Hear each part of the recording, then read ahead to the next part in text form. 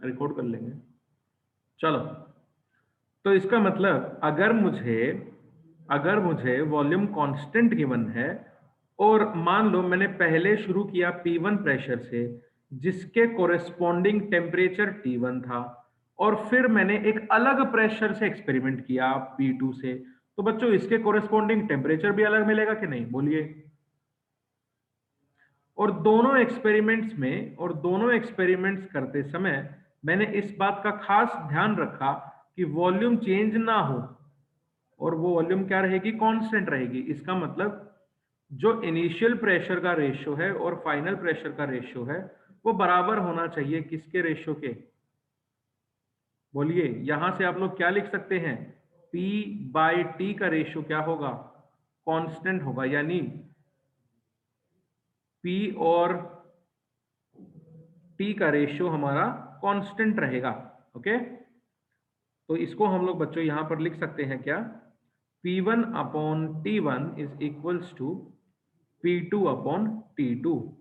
Question करते समय ये बात देख लेना कि क्या उस क्वेश्चन में वॉल्यूम कांस्टेंट हो रही है।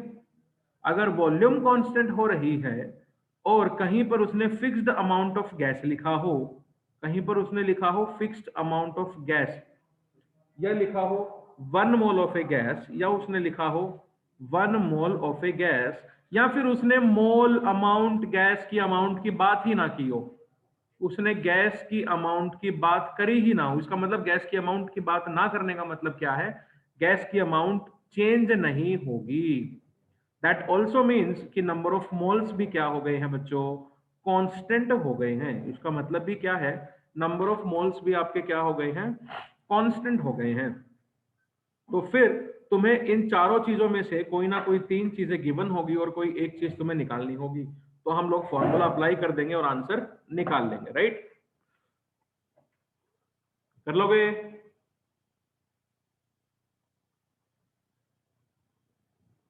अरे कर लोगे कि नहीं? Yes sir. ठीक है, लिखो अब आगे। Next law that we are going to discuss is Avogadro's law.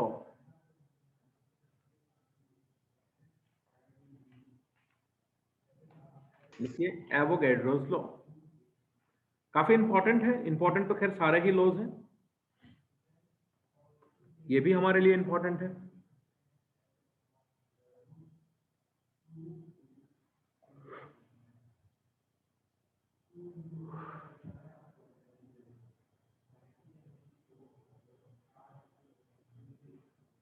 Avogadro's law क्या बोलता है, एवोगैड्रोस लॉ क्या बोलता है, देखिए एवोगैड्रो लॉ को समझने से पहले एक एग्जांपल समझिए।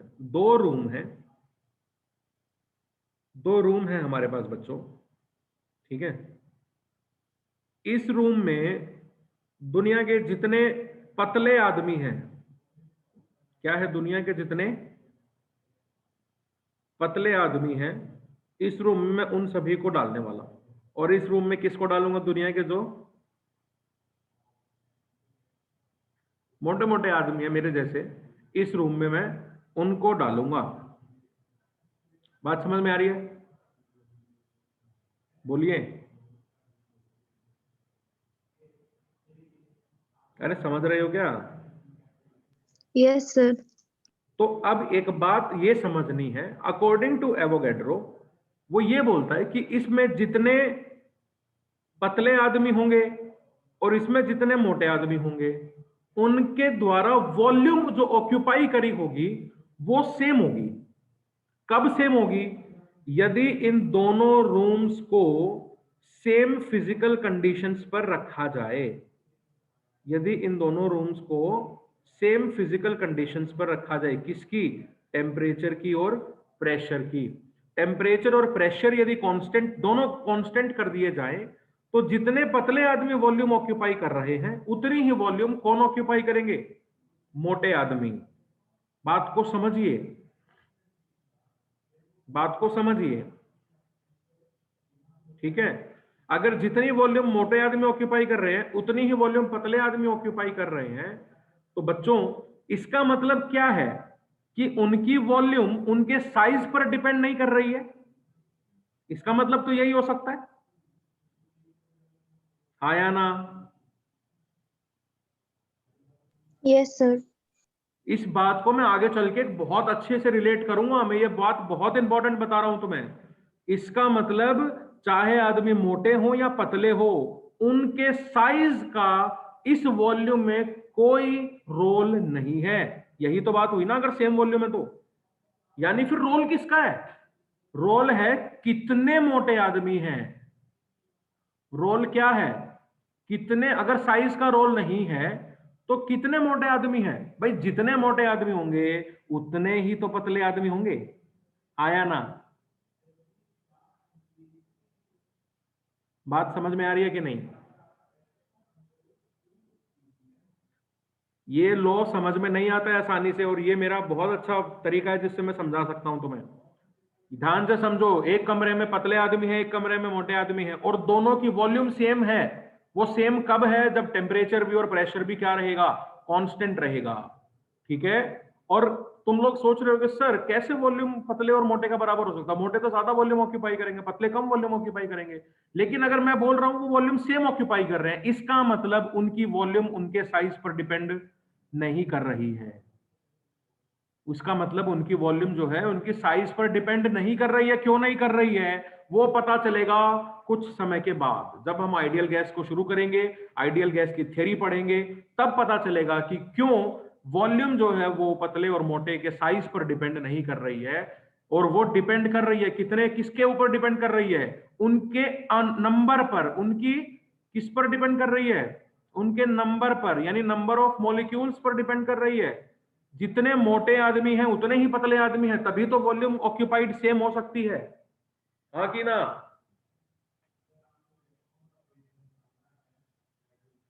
बोलो। Yes, sir.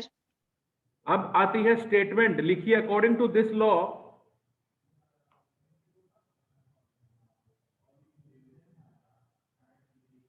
Under the same condition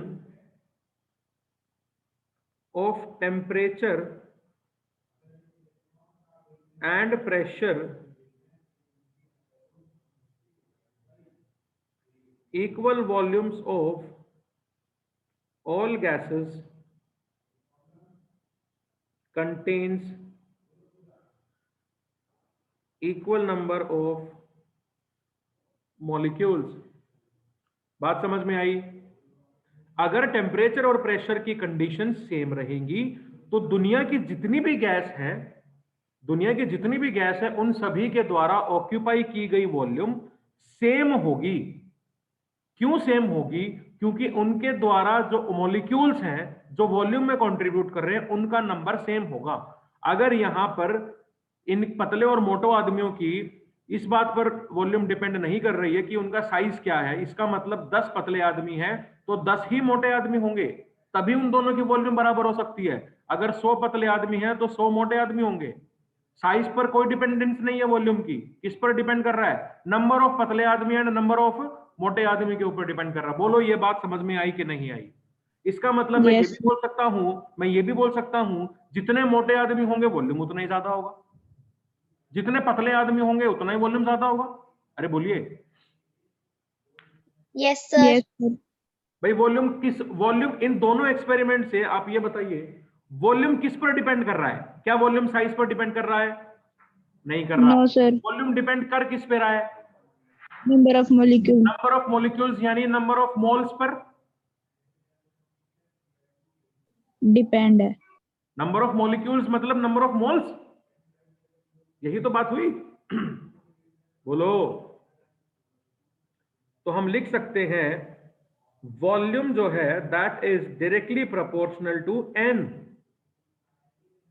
ठीक है, at constant temperature and pressure, ठीक है।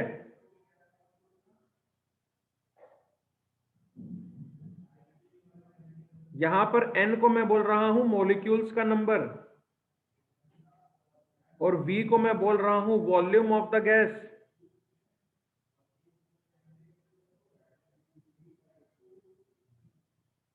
V को मैं बोल रहा हूं volume of the gas.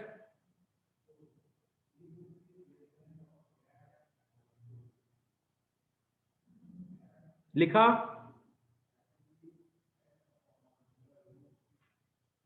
Yes, sir. ठीक है। अगर मैं लिखूं V is equals to a constant K into N, तो किसी को कोई प्रॉब्लम है? प्रोपोर्शनलिटी साइन हटा दिया मैंने और एक कांस्टेंट लगा दिया। तो फिर मैं ये भी लिख सकता हूं कि एक मैंने टेम्परेचर और प्रेशर कंडीशंस को कांस्टेंट रखा, ठीक है, और मैंने एक बार n number of molecules, n1 number of molecules लिया, तो उनके कोरेस्पॉन्डिंग वॉल्यूम कितनी होगी? V1 होगी। एक बार मैंने n2 मॉलिक्यूल्स से शुरुआत की, तो उनके कोरेस्पॉन्डिंग वॉल्यूम कितनी होगी? V2 होगी। बोलो बेटा। तो यहां से क्या हम ये लिख सकते हैं इस इक्वेशन से कि V बाय n का रेशियो क्या होना चाहिए? कांस्टेंट रहना चाहिए। पहले आपने 100 मॉलिक्यूल्स लिए, वॉल्यूम कितनी हो गई 100 मॉलिक्यूल्स के हिसाब से? मान लो 100 लीटर हो गई, मान लो। फिर आपने 200 मॉलिक्यूल्स लिए, तो वॉल्यूम कितनी होनी चाहिए? 200 लीटर होगी। देखो दोनों की रेशियो कितनी है? 100 बटा 100 1। इधर देखो रेशियो कितनी है? 200 बटा 200 1। क्या रेशियो बदली? नहीं बदली, वो हमेशा कांस्टेंट रहेगी। अगर मैं टेम्परेचर और प्रेशर ही कांस्टेंट रखूंगा तो ये रेशियो कभी नहीं बदलेगी, ये रेशियो हमेशा कांस्टेंट रहेगी। ठीक है, चाहे आप 300 मॉलिक्यूल से शुरुआत कर लो, तो वॉल्यूम भी 300 के हिसाब से कितनी हो जाएगी? 300 लीटर। वॉल्यूम की अभी भी वॉल्यूम और नंबर ऑफ मोल्स की रेशियो कितनी है? 3 बटा 3, 300 बटा 300 1 ही है, रेशियो नहीं बदल रही। मान रहे हो की बात या नहीं? Yes, sir. ठीक है, तो हम लोग यानी ये लिख सकते हैं कि V1 upon N1 is equals to constant. यहां पर भी लिख सकते हैं क्या? V2 upon N2 is constant. बोलो। और दोनों रेशियोज इक्वल हैं, अभी तो पता है इक्वल कैसे हैं। V1 upon N1 is equals to V2 upon N2। याद रखना यहां पर pressure and temperature are constant. ठीक है, ये था नंबर ऑफ मॉलिक्यूल्स की टर्म्स में बात। ये बात बहुत ध्यान रखने की है। इसको मैं ये भी लिख सकता हूं V2 upon V1 is equals to N2 upon N1। जिस रेशियो में वॉल्यूम चेंज हो रही है उसी रेशियो में मोल्स भी चेंज होंगे। एवोगैड्रो लॉ से हमें यही पता चलता है। लिखो, जिस रेशियो में, ऊपर लिख लेना, कांस्टेंट टेम्परेचर प्रेशर पर हमें जिस एवोगैड्रो लॉ की जरूरत है ना, मैं वो लिख रहा हूं अभी। अभी तक जो एवोगैड्रो ने बोला मैंने वो समझा दिया। हमें क्या जरूरत है इसकी? कांस्टेंट टेम्परेचर प्रेशर पर जिस रेशियो में वॉल्यूम चेंज होगी उसी रेशियो में क्या चेंज होंगे? मॉलिक्यूल्स या मोल्स भी चेंज होंगे।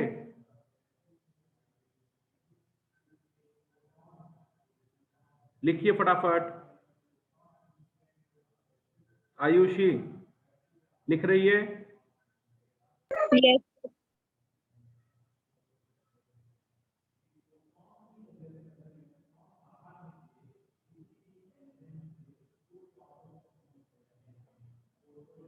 देखो, अब हमने बोला कि भाई sir V equals to a constant into n। यहां पर n को हम लोग बोल रहे थे क्या? Number of molecules. ठीक है, अब जब रेशियो में लिख सकते हैं तो हम लिख सकते हैं V1 upon N1 is equals to constant. और एक और सिनेरियो था जहां पर हमने लिखा V2 upon N2 is equals to constant. ठीक है, तो बेटा V1 अपॉन V2 या V2 अपॉन V1 जो भी मन करे को मैं लिख सकता हूं N2 अपॉन N1। बोलो, लिख सकते हैं ना? ये दोनों इक्वल हो जाएंगे। तो एक काम करो, यहां पर एवोगैड्रो नंबर से ऊपर मल्टीप्लाई कर दो और एवोगैड्रो नंबर से नीचे मल्टीप्लाई कर दो। कोई फर्क पड़ेगा क्या? No, sir. Number of molecules, बोलो, number of molecules divided by Avogadro number. This is also number of molecules divided by Avogadro number. क्या आ गए? मोल्स आ गए कि नहीं? Given number of molecules upon Avogadro number क्या होता है? Number of moles. तो यहां पर आप लिख सकते हो number of moles of 2 divide by number of moles of 1।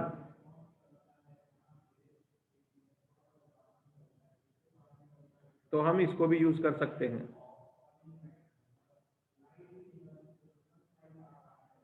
ठीक है, कोई दिक्कत है?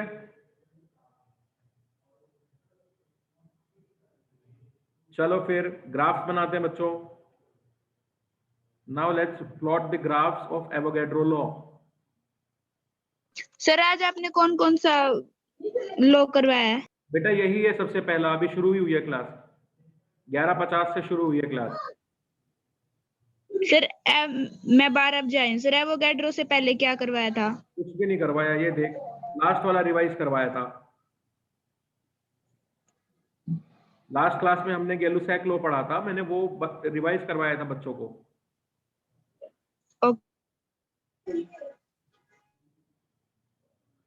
Graph of Avogadro's law, graph of Avogadro law में आपने अभी देखा v is equals to constant into n।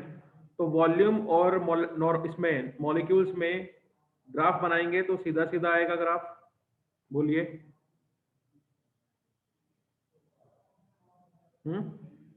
इसका स्लोप क्या होगा, ध्यान रखना, स्लोप होगा RT बाय P। स्लोप होगा क्या इसका, RT बाय P, पहला ग्राफ। दूसरा ग्राफ RT बाई P, मतलब यहां पर ये कांस्टेंट का वैल्यू क्या है इधर, RT बाई P।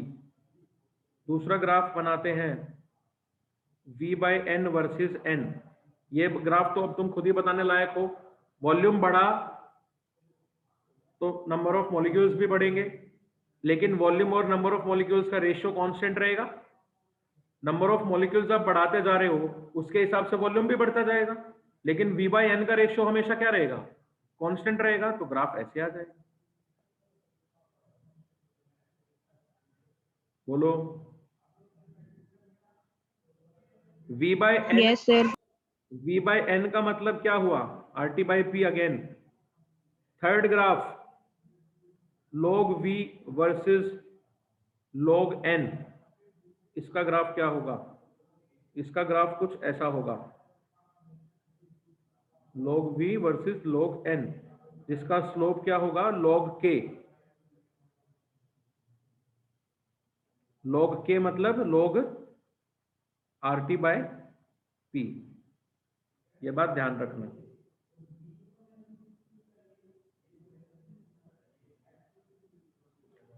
क्या ग्राफ समझ में आए?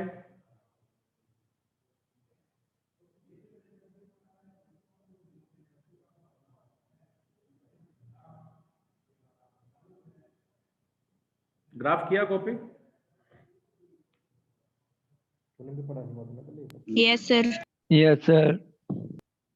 देखो बेटा, यस सर। 6.022 इंटू 10 पावर 23 को हम लोग सभी बोलते हैं क्या, एवोगैड्रोस नंबर। ठीक है, हम लोग बोलते हैं इसको 6.3022 इंटू 10 पावर 23 को एवोगैड्रो नंबर। और एसटीपी के ऊपर इनकी वॉल्यूम कितनी होती है, 22.4 लीटर। हम मान रहे हैं कि प्रेशर यहां पर कितना ले रहे हैं, 1 ATM ले रहे हैं। ठीक है, 1 बार लूंगा तो 22.7 लीटर हो जाएगी। ठीक है बेटा, तो मैं ये यहां से एक बात बोल सकता हूं कि 22,400 ml कितने मॉलिक्यूल्स की वॉल्यूम है, कितनी चीजों की वॉल्यूम है, 6.022 इंटू 10 की पावर 23 चीजों की वॉल्यूम हुई। बोलिए।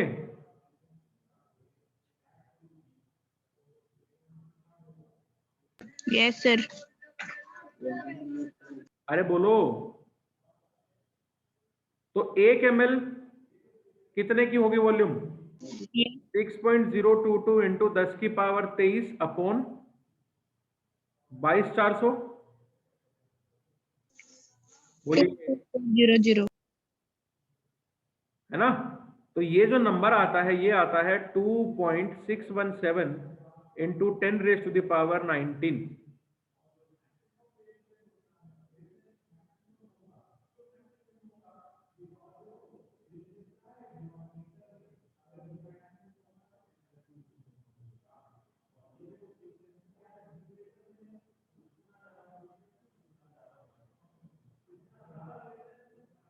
समझ में आई बात?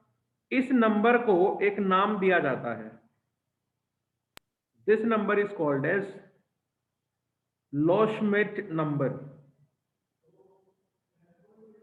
इस नंबर को बोलते हैं Loschmidt number. This is out of NCERT we are discussing.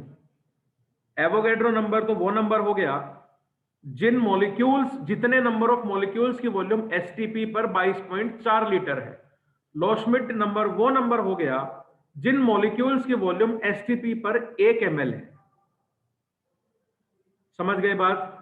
तो लोशमिट नंबर को हम डिफाइन करें तो what is this number?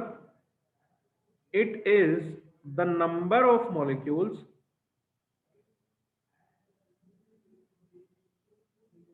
present in the volume of a gas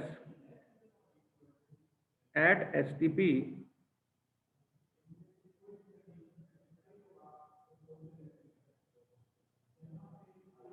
in 1 ml।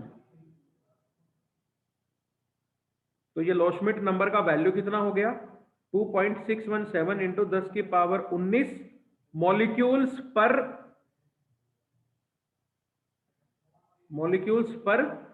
ml। ml को हमें पता है 1 ml equals to 1 centimetre cube.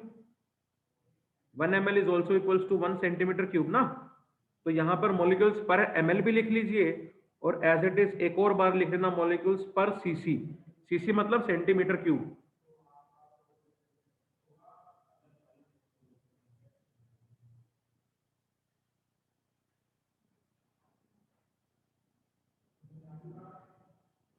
कोई दिक्कत?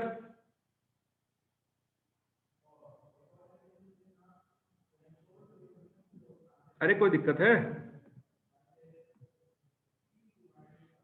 No sir. मुस्कान समझ में आ रहा है बेटा? Ayushi, Radhika? No sir. Yes sir. अब देखो, याद हो तुम्हें बचपन का वो दिन जिस दिन मैंने तुम्हें बताया था अगर तुम्हारी लाइफ में कोई आइडियल इंसान है तुम्हारे लिए, तो उस आइडियल इंसान के लिए तुमने लाइफ में कुछ नियम बनाए होते हैं। अगर वो आदमी इन नियम पे खरा उतरता है तो तुम बोलते हो कि वो आदमी मेरे लिए एक आइडियल इंसान होगा, राइट? हमने उसी दिन बात की थी कि हर एक दुनिया की गैस अपने आप को एक ऐसी गैस की तरह बनाना चाहती है जो उन सबके लिए आइडियल है, जिसको हमने क्या नाम दिया था? Ideal gas. ये वो गैस है जिस गैस की तरह हर एक दुनिया की गैस बनना चाहती है, ठीक है? लेकिन अब तुम्हें पता है अगर आइडियल इंसान बनना है तो उस आइडियल इंसान बनने के लिए कुछ नियम कानून है। तो अगर किसी को आइडियल गैस बनना है तो उसके लिए भी क्या है? कुछ नियम कानून थे, जिनको हमने क्या बोला था? जो नियम कानून गैस फॉलो करके आइडियल गैस बनती है, उन नियम कानून को हमने नाम दिया था गैसियस लॉज। बोलो हाँ या ना? और इन गैसियस लॉज में आपने पढ़ा था Avogadro law, Boyle's law, Charles law. अरे हाँ या ना? बोलिए। Yes sir. अभी देखो, मैं इन तीनों लॉज को कंबाइन करता हूं, ठीक है? अब सारे नियमों को कंबाइन करके हम कुछ देखते हैं कि क्या हमें एक कॉमन नियम मिलेगा जिससे मैं हर एक नियम को डिराइव कर सकता हूं। तो मैंने क्या किया, सबसे पहले बॉयल्स लॉ उठाया। बॉयल्स लॉ ने मेरे को क्या दिया था? Volume is inversely proportional to temperature, sorry, pressure is inversely proportional to temperature. बोलिए। अरे रे रे रे रे, pressure is inversely proportional to volume when amount and the temperature of the gas are kept constant, ठीक है? चार्ल्स लॉ ने हमें क्या दिया था बच्चों? Volume is directly proportional to temperature if pressure and amount of the gas is kept constant. फिर हमें एवोगैड्रो लॉ ने क्या दिया? Volume is directly proportional to number of moles when temperature and pressure are kept constant. अरे बोलिए। Yes sir. बेटा, तो क्या मैं ये लिख सकता हूं PV is proportional to NT? इन तीनों को कंबाइन करके तुम देख सकते हो प्रेशर जो है वो डायरेक्ट, वो अगर इसको मैं लिखूंगा v को नीचे लेके जाऊंगा तो प्रेशर इनवर्सली प्रोपोर्शनल हो जाएगा v के। बोलो वॉल्यूम यहां से डायरेक्टली प्रोपोर्शनल है टेम्परेचर के, वॉल्यूम डायरेक्टली प्रोपोर्शनल है अमाउंट ऑफ गैस के। अरे बोलो। Yes sir. Yes sir. तो यहां से हम लोग लिख सकते हैं, प्रोपोर्शनलिटी साइन हटाएंगे तो a constant R into T। जहां पे इस कांस्टेंट प्रोपोर्शनलिटी साइन को हटा के मैंने कांस्टेंट लगाया क्या, कैपिटल R। ठीक है, ये जो कैपिटल R है इसको हम क्या बोलते हैं, यूनिवर्सल गैस कांस्टेंट। यूनिवर्सल का मतलब क्या होता है, मतलब यूनिवर्स में, यूनि मतलब वन, एक वैल्यू होगी इसकी हर जगह, पूरे यूनिवर्स में इसकी वैल्यू एक जैसी होगी, ये कहीं पर इसकी वैल्यू नहीं बदलेगी। ठीक है, और इस इक्वेशन का नाम हमने क्या दे दिया, क्योंकि ये इक्वेशन एक आदर्श गैस, एक आइडियल गैस को डिफाइन करती है, तो इस गैस का हमने क्या नाम दे दिया, आइडियल गैस इक्वेशन। बोलिए, बोलो बच्चों। Yes sir.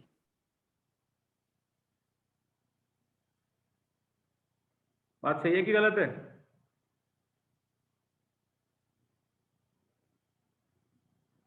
Then we can also write for 1 mole of a gas PV is equals to RT। ये भी लिख सकते हैं फिर, for 1 mole of a gas PV is equals to RT। तो मैं ये भी लिख सकता हूं PV upon T is a constant, लिख सकते हैं कि नहीं? तो अगर मुझे दो अलग अलग टेम्परेचर, प्रेशर, वॉल्यूम कंडीशंस दी हो तो मैं इस वाले रिलेशन को यूज करके उन पे लगा सकता हूं, पीवी का प्रोडक्ट और डिवाइड कर दे अगर टेम्परेचर से, तो वो जो रेशियो आएगी पीवी की और टी की, वो क्या रहनी चाहिए, कांस्टेंट रहनी चाहिए। इसका मतलब P1 V1 अपॉन T1, इसका वैल्यू क्या है, कांस्टेंट है। इसका मतलब P2 V2 अपॉन T2, इसका वैल्यू भी क्या है, कांस्टेंट है। So from this can we write P1 V1 upon T1 is equals to P2 V2 upon T2। बोलो, क्योंकि दोनों के लिए ये कांस्टेंट R होगा, है ना, दोनों के लिए कांस्टेंट क्या होगा, R होगा। क्या ये बात लिख सकते हैं कि नहीं, बोलिए। Yes sir. जहां पे भी मैं 1 यूज करता हूं ना किसी भी रिलेशन में, ऐसे P1 upon P1 equals to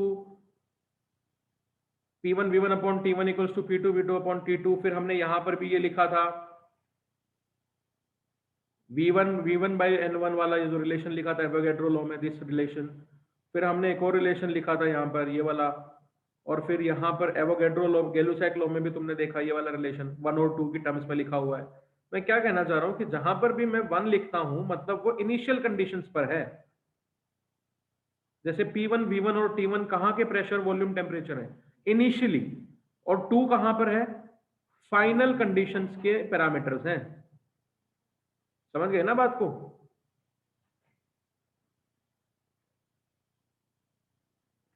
ठीक है, अब देखो, अब देखो जरा ध्यान से, PV बराबर था nRT के, था कि नहीं? तो PV को मैं लिख सकता हूं नंबर ऑफ मोल्स क्या होते हैं, given mass by standard mass. Given mass को ले लेते हैं W, स्टैंडर्ड मास को मान लेते हैं M। तो मैं ये भी लिख सकता हूं W upon M into RT। फिर तो मैं ये भी लिख सकता हूं P is equals to W by V into 1 by M into RT। ये वॉल्यूम किसकी वॉल्यूम है, गैस की वॉल्यूम है। प्रेशर किसका प्रेशर है, गैस का प्रेशर है। और ये W क्या है, गैस का मास जो तुमने लिया है। ये वॉल्यूम क्या है, जो गैस की वॉल्यूम है। और कैपिटल M क्या है? गैस का स्टैंडर्ड मास है। तो बेटा P क्या आ जाएगा? ये W/V क्या बन गया? डेंसिटी नहीं बन गई गैस की? बोलिए। Yes sir. Density of gas upon M into RT। तो हमें डेंसिटी की टर्म्स में एक रिलेशन मिल गया। क्या मिल गया? PM is equals to DRT। बोलो।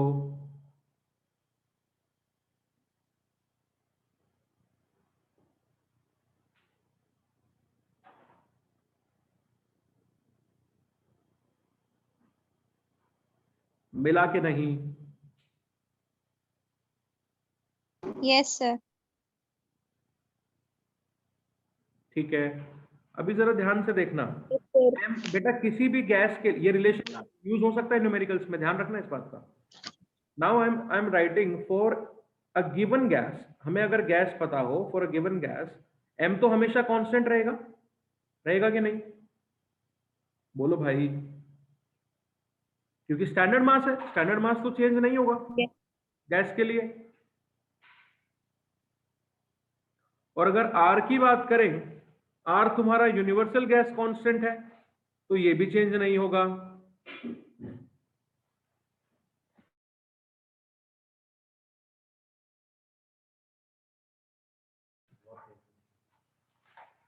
तो ये भी कांस्टेंट हो गया। तो बच्चों क्या हम यहां से ये लिख सकते हैं कि P is equals to dt into R/M। R/M तो कांस्टेंट है, आया ना? Yes sir. तो फिर मैं ये भी लिख सकता हूं P upon dt is equals to constant.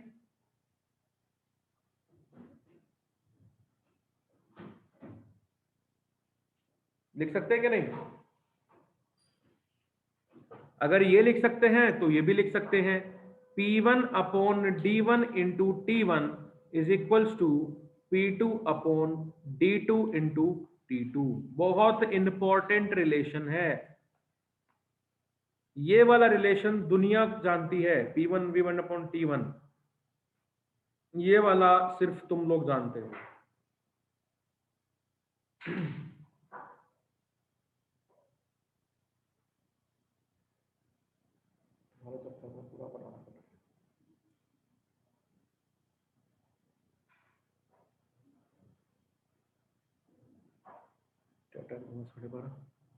चलिए, तो आज के लिए इतना करिए। नेक्स्ट क्लास में हम लोग डिस्कस करेंगे आर के बारे में, यूनिवर्सल गैस कांस्टेंट के बारे में।